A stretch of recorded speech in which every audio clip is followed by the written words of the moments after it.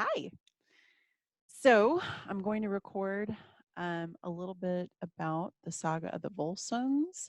This is concerning the discussion questions that I already put up, and a little bit beyond that.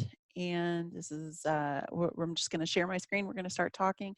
And hopefully this will inspire some of you to complete those discussion questions that are due on Friday. I think I already have 3 or 4 submissions by now, so maybe this will help.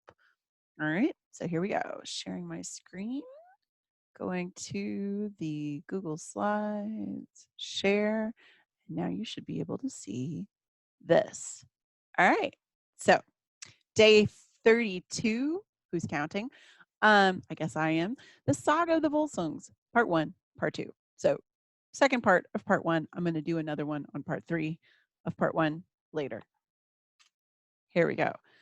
So what we're doing right now, we're still in part 1. We're still talking about Sigurd's lineage. We haven't seen Sigurd yet, right? This is just his lineage. His early life, the arrival among the Burgundians, that has not yet happened. So we're still in the lineage part. This part, again, is full of magic and myth, and Odin intervenes multiple times. Usually his name isn't there. It's just some old dude with one eye coming out of the forests, throwing swords and trees, stuff like that, breaking swords. That's just what Odin does.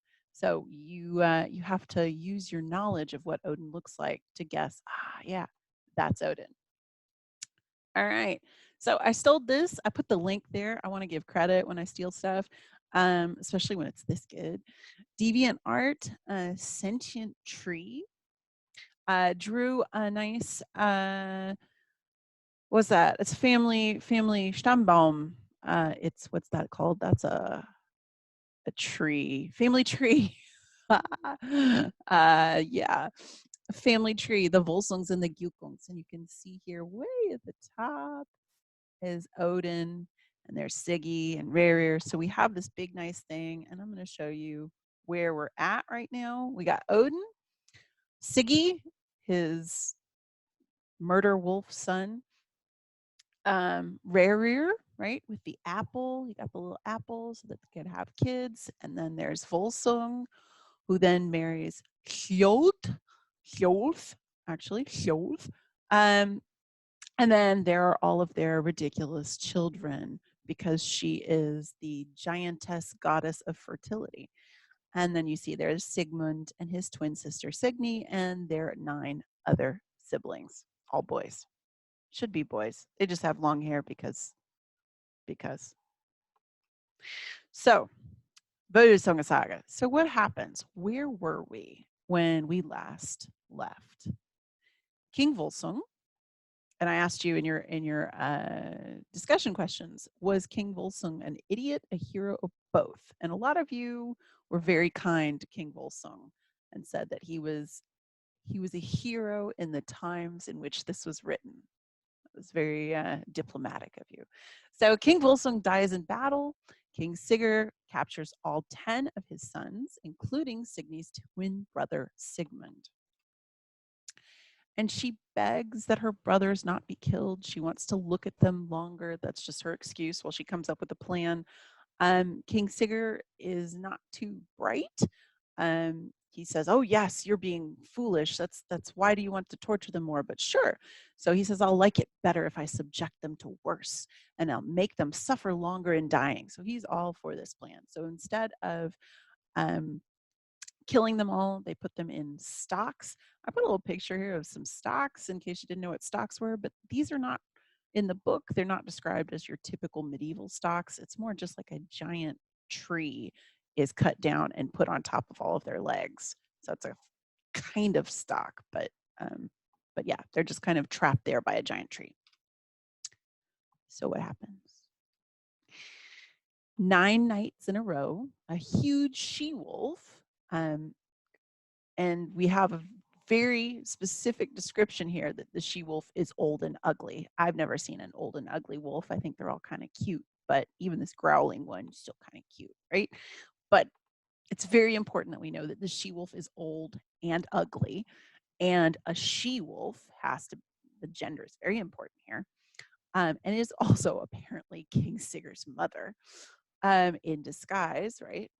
She arrives and eats one of Signy's brothers until Sigmund is the last one remaining. So all 9 of them go, and then we have the 10th night. What does Signy do?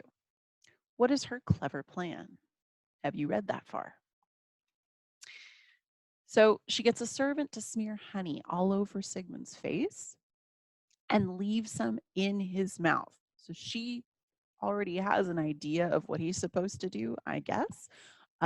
Maybe this was a game they played when they were kids, who knows? But she anticipates what Sigmund's going to do. I would not have known if somebody smeared honey on my face and put some on my mouth. I would not know what to do with a wolf. So when the wolf comes, she licks all the honey off, starts to lick in his mouth. It's kind of creepy. And Sigmund bites off her tongue. So he just chomps down on her tongue and won't let go. She thrashes around, breaks the tree that he's tied to, and then bleeds out basically from the tongue wound. I didn't know you could do that, but hey. So this is a kind of a weird story. And so if we want to pick it apart, what are the encoded truths here? And when you're trying to figure out what the encoded truths are, it's really important to figure out what are the details that maybe we don't really need, but are still given to us. Like, why is it so important that this wolf is old, ugly, and a she-wolf? Like, why is it important that we have these details? I'd love to hear what your ideas are. I was thinking maybe this is another type of story about these evil old women who make sexual advances on younger men, and how important it is to violently fight those off, like in Feet and Rolf Kraki, and how she basically gets killed for that. And it's considered justified. Wolves, definitely evil. We've seen a lot of wolves being evil. We also, however, see a lot of wolves being important either name-wise or shape-shifting wise for everybody who is descended in this family. So we have Siggy, who's called a Mordvargar, the murder wolf. And then we have this weird scene where Sigmund and Sinfjotli turn into wolves and almost kill each other. There's a lot of wolf symbolism imagery going on. So not only are they bad, but they're also very much linked to this family. Magic and sorcery, again, we're seeing this. This is something is that can be very evil. It's at least not usually used by the heroes. And then Sigmund can outbite a wolf. Kind of interesting. So again, maybe this is signifying his superhuman qualities. He is super, super strong and more powerful than a giant she-wolf. So I told you when we were doing when we were reading before that incest does come up a lot. Yes. So here we have incest yet again. Game of Thrones got this right. This is very much all over the medieval sagas. Signy and Sigurd, prefacing, Signy and Sigurd have children together. I got a little ahead of myself. I saw Signy and I thought, incest. I need to read the text. Signy and Sigurd. Sigurd is not her brother. Sigurd is the evil king that she didn't want to marry. So they have their children together. So remove incest from your head for a minute. Okay, there we go. So Signy and King Sigurd have children together. The oldest is 10, and she sends this 10-year-old to meet Sigmund, who she's hiding in the forest for 10 years, I guess. So he must have been hiding there a long time, huh? She sends him there to see if he would be fit to help Sigmund kill King Sigurd. And when he doesn't pass the Sigmund test of manliness, which you can read all about in the book, she tells Sigmund to kill him, which he does. So My 10-year-old son is of no use to you or me in avenging our father and brothers, so kill him. And then the next son, she does the same thing with him. Same thing happens. So I want to take a minute and just think about this. What is this treatment? What does this treatment of the boys say about the attitude towards children at this time? And really, like, what are children for? What are your own children for? It seems so far that children are for seeking vengeance, for carrying on your name. It's important to have an heir, but it's also important to seek vengeance for your death. I find it a little odd also that King Sigurd doesn't notice that his two children are missing. They just randomly got killed somewhere in the woods. We don't have any, I mean, he's just kind of absent father. And it's also kind of interesting that Signy thinks it's going to be very easy to just send them to Sigmund at this age, right? Send him there as a foster father in a sense. And it would be really easy to convince them to kill their own father. So this got me thinking a little bit about child soldiers and the concept of childhood and children and who is considered a child at this point. Yeah, who is considered a child and who gets to determine where childhood ends and where it begins. So we have a lot of these child soldiers, Volsung coming out fully formed at age 6 and grabbing a sword, right? Um, we have these warriors, child soldiers, Rolf Kraki, Helgi, and Roar. What does this tell us about the concept of childhood?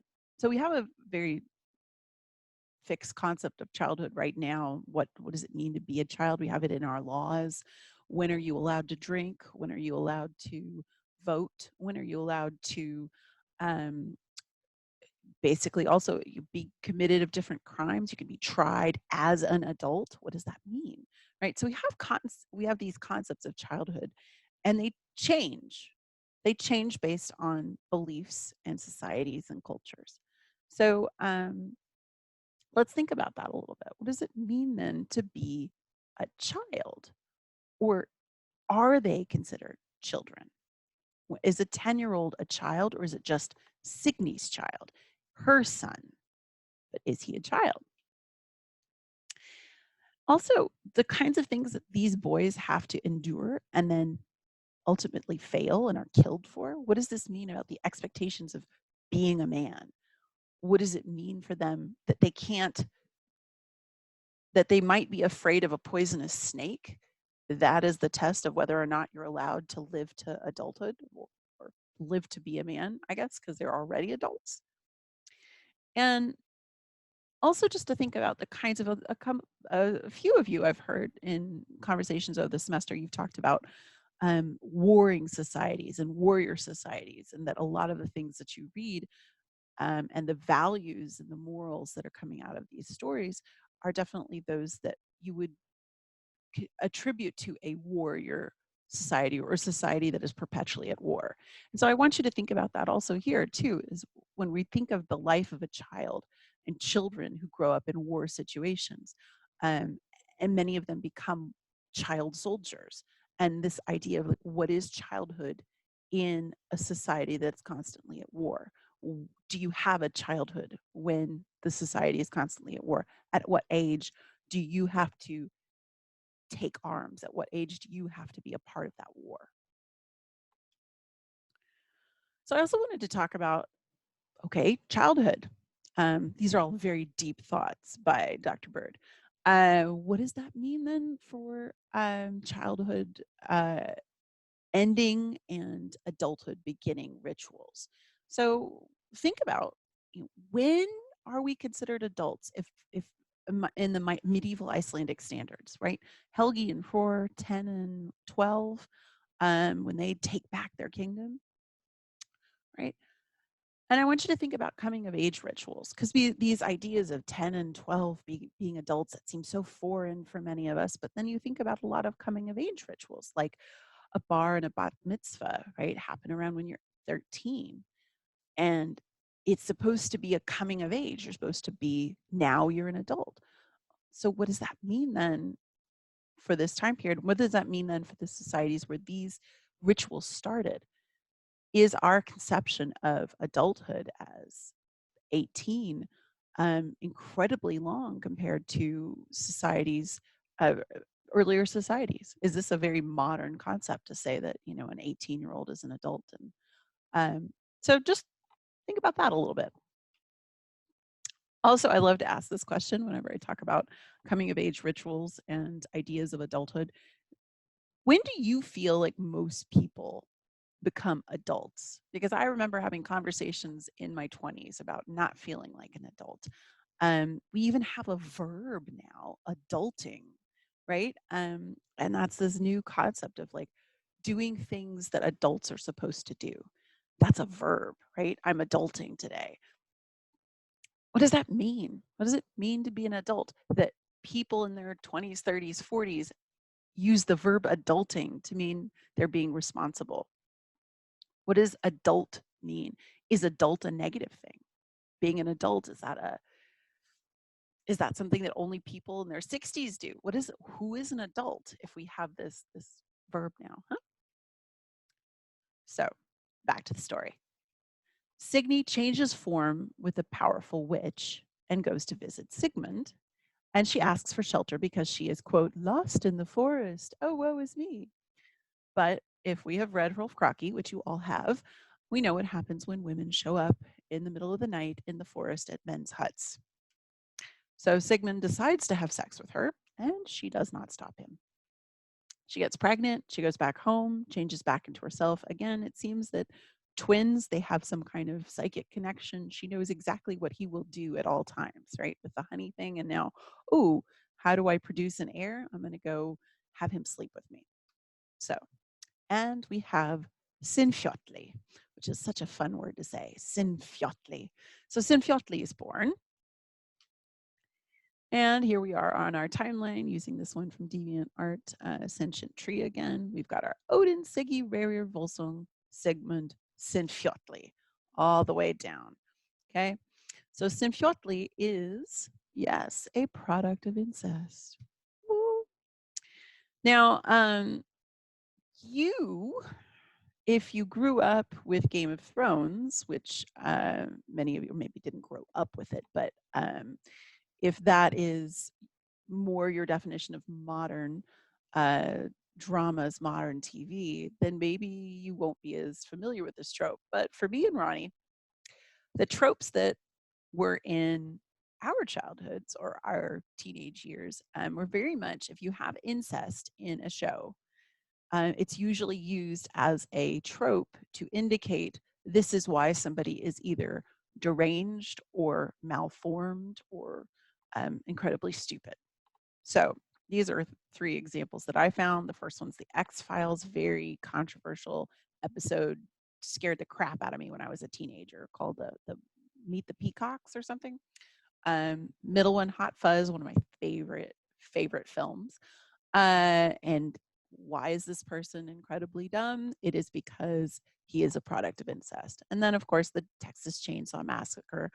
Leatherface is apparently a product of incest as well. So you have this idea that incest creates either deformities, right? Deformities or mental instability. And this is something that you hear a lot. So much so that there was a case in Germany where two siblings who didn't know that they were siblings because they had both been adopted met, fell in love, and had children, and then did a DNA test and found out that they were siblings. And they wanted to stay together, and there are laws against it, and all kinds of it was a big issue. And what were all of the comments in the article? They wanted to know whether the children were deformed. All of the comments on the news article were, are the children deformed? Or if the child had asthma, it was like, see, there you go. And I'm like, wait, no. How many people have asthma? I have asthma. I'm not a child. It was very strange. So this idea of incest leads to deformity is something very popular now. However, let's look at Sinfjotli. He is exceedingly manly because he is the son of both a son and a daughter of Volsung. So again, we have this incest creates super beings like Freyr and Freya, right? So you have incest is taboo, but there's not this assumption that it's bad, like that it's bad genetically. It's still considered to be the way you get amazing individuals is you inbreeding results in superior qualities rather than inferior qualities, but it's just taboo, right? Okay, a little bit more. Volsungs Saga, stay with me. Sigmund and his son by his sister Signy, Sinfjotli. They have some escapades, right? They turn into wolves, and then finally they get back at King Sigurd, and they set fire to his hall with him inside, another burning hall. Yay! There we have a nice little medieval hall being burned. Ah, king inside going, ah, help me! Right. So why does Signy decide to burn in the hall with King Sigurd? Isn't it an odd choice? We already had in Rolf Kraki the wife or the mother of the boys, who we assume is now the wife of King Frodi, is burnt in the hall with him or decides to burn in the hall with him. So this is a trope we're seeing. Woman decides to burn with the king, even if he was evil, even if she was taken by force, even if whatever. Looks like my video paused. Oh no. Is there something going on with the video? Oh, that's a beautiful face for it to pause on too. All right, well, we'll get through this without the video, I guess. Hide thumbnail video. Oh my goodness. All right, so we'll get through it without the video. So why does Signy decide to burn the hall with King Sigurd? She says, now you will see whether I have remembered the murder of King Volsung by King Sigurd. I had our children killed when I thought they were too slow to avenge our father. And Sigmund, I went to you in the forest disguised as a sorceress, and Sinfjotli is your and my son. He is exceedingly manly. There's that sentence again, because he is the son of both a son and a daughter of Volsung, right? So this is her first part that she says. And then now you will see whether I have remembered the murder of King Volsung by King Sigurd, right? That's the first part. Woo! Right? There we go. That's her statement. So she is saying, it's very important you see that I remembered it. Then she has her supporting evidence. Why was it important that you know that I've remembered it? I had our children killed. Okay, so that's her first. I remembered the murder of King Volsung by King Sigurd. And she created Sinfjotli. So these two things, she says, these are the things that I did because I was avenging our father. So they're not really listed as reasons why she should die. They're listed as reasons why she is creating vengeance. She is enacting vengeance. Here we go. Then, if you compare these two translations, so I have Crawford's translation on the top and Bayek's translation on the bottom. Whoops. So, whoops, go back. Right. No, there we go. Okay. So this idea, right? I ought to die now. I cannot choose to live, or I am by no means fit to live, right? So there's a little bit of a difference here. I ought to die now versus willingly I shall now die.